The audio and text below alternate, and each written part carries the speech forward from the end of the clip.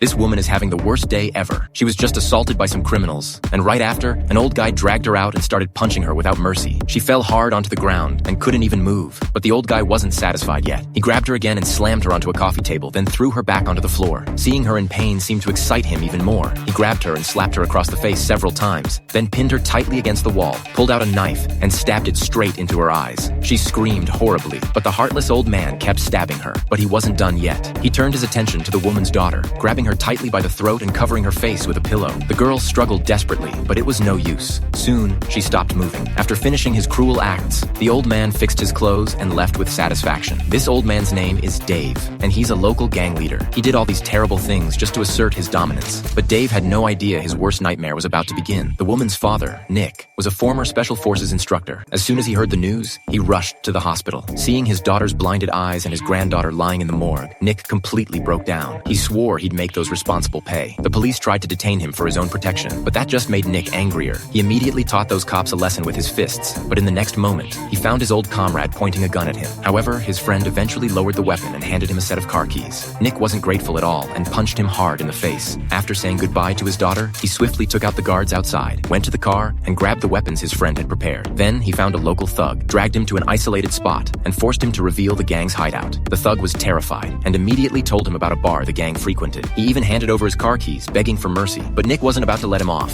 He shot him in the leg, then fired multiple shots directly into his crotch, completely destroying his ability to harm anyone again. With that settled, Nick's revenge was officially underway.